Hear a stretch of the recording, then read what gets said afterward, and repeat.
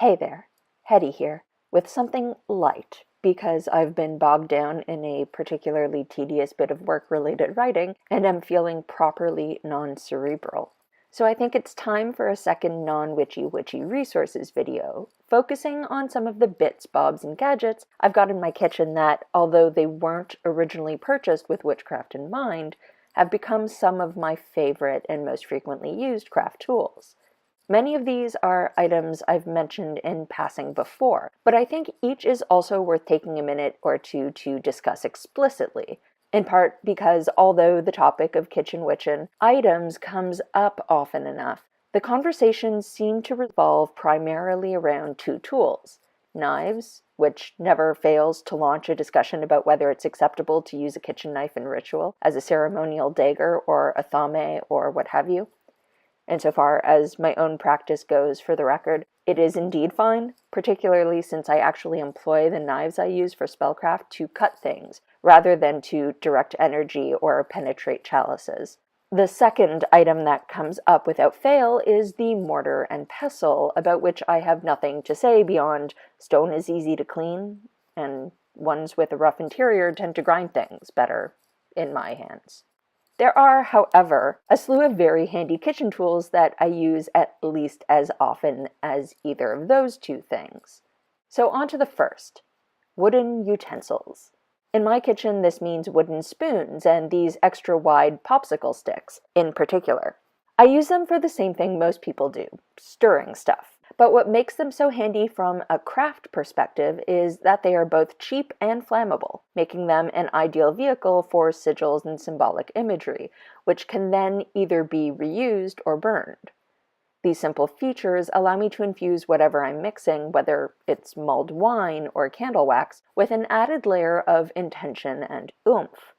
Now, I often use a wood-burning tool to mark up my wooden utensils these days, but plant-based non-toxic inks work beautifully and may even be preferable in some circumstances. For instance, beet juice is gorgeous, sweet, and properly stainy, but will bleed out in a watery solution, which means that not only can you literally infuse something with the sigil you've drawn, since it washes off in the fluid, but you can also then reuse the spoon. Well, maybe. I recommend testing the permanence of the stain beforehand because different woods will absorb it more or less, and you may not want to soak your wooden spoons if they're precious to you. Also, the smoother the finish on the spoon, the easier it will be to paint it with these inks, and the more readily they'll wash off cleanly, which means you may consider sanding your wooden spoons if they're a bit rough. A basic wooden spoon costs about $1, and popsicle sticks are probably about 5 cents a piece tops. I really have no idea, but they come in packs of 100 for roughly the cost of a chocolate bar. And while we're on the topic of wood, allow me to briefly turn your attention toward coasters, or as I tend to call them, little evils. I fucking despise coasters as a concept, and placemats, which are just larger coasters. It's a strange loathing of mine, I know, one I developed as a direct result of my otherwise awesome parents' continuing obsession with their use, even on patio furniture. This hatred has resulted in the firm conviction that my house will never contain any piece of horizontal furniture that guests are barred from placing a frosty glass upon, and coasters themselves are barred entry, although they occasionally sneak in the form of wrapped gifts, which are then immediately rehomed with whoever isn't paying attention to their purse. This is all true with one exception, the case of plain wooden coasters, like this one. Just as with the spoons, these can be wood-burned or painted, and then employed as charging platforms for objects, candles, stones, what have you. Throw a hook on there, and you've got a nice suspendable sigil, mandala, etc. For instance, I use these for servitor or thought form embodiment and activation.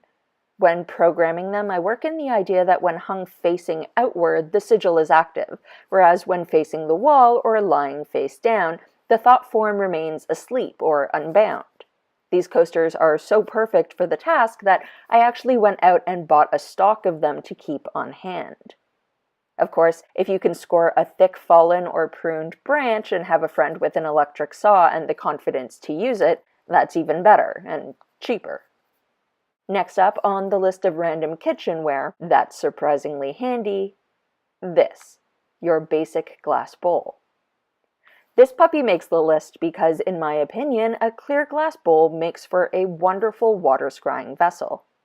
Now, if you're essentially using water as a flat field, a black bowl is obviously preferable, and there are plenty of places that market onyx bowls for the purpose. Usually for quite a bit of money, though.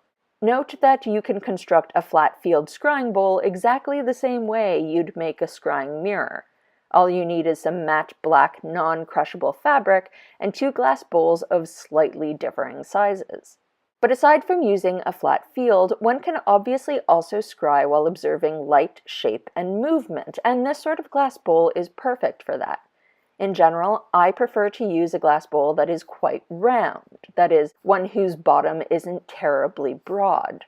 The reason I prefer this is that the more curved surface there is, the more light distortion I get, and this is what I'm looking for when I scry in water. When water scrying, I use candles set around the bowl at various intervals and distances depending on the goal, and often the bowl itself is placed upon something that adds additional distortion. I frequently use a mirror as a platform, particularly when I'm adding something to the surface of the water, like herbs, flowers, or oil. A second option that works wonderfully is hammered metal, something like this. The irregular reflective pattern helps break up surrounding light, and it can be used either as a platform or as a reflector positioned upright beside the bowl to catch firelight. As you can see, my glass bowl is fairly clear, which means that distortion must be provided either by physically moving something I've poured on its surface or by an external prop like the hammered plate. However, if you've been shopping for a glass mixing bowl anyway, you might give some thought to picking up one that's riddled with artistic flaws or bubbles instead, which will distort light substantially all on their own. Just a thought. Last but not least, my favorite kitchen gadget of all time, the Sous Vide machine. Now, I got this as a gift, lucky me, because they're not what I'd call a cheapy impulse buy. But considering how often I use this thing for both cooking and crafting, I'd buy it again in a heartbeat. Now, there are various models which range quite a bit in price. A quick Amazon search shows everything from $100 to several $100. The sort you use in conjunction with your own cooking pot tends to be cheaper. One of my friends just picked up this kind of sous vide machine herself, and apparently it works like a charm, and has a couple of really cool additional settings that mine lacks. Fundamentally, though, they all do the same incredibly simple thing. They maintain a water bath at a specific temperature. That's it. Hardly sounds interesting at all, but I swear it's fundamentally changed how I do all sorts of things. For instance, it makes incubating salves a breeze and super speedy. No need to wait for weeks while your herbs infuse at room temperature. Likewise, it makes producing hand-dipped taper candles a cinch.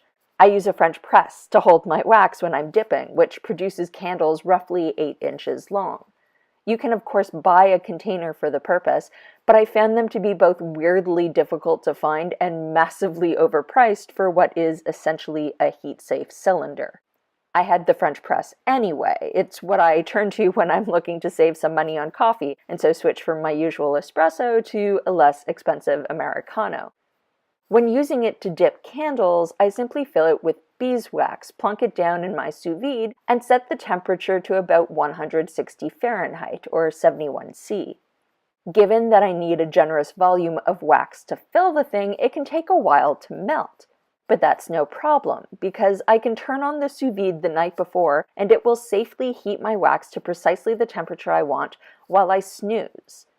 I also don't need to bother fiddling with the temperature of a double boiler on the stove to make sure I'm not overheating my beeswax, which discolors at about 183 Fahrenheit or 84 C. And I can take breaks while making my candles and run errands while it's maintained in a melted state, so that I don't have to bother reheating when I get home, and all for substantially less power usage than I'd need to run a stovetop. Who would have thought that a device designed to add an additional layer of pretentiousness to French cuisine would be so eco-friendly? I'm kidding. So that's it. My collection of much-loved kitchen witchery whatsits. If you have any hot tips to share about how you use random kitchen gadgets in your craft, I'd love to hear them. Inspiration often comes in mundane packages after all. So until next time, friends, a wonderful weekend and happy crafting.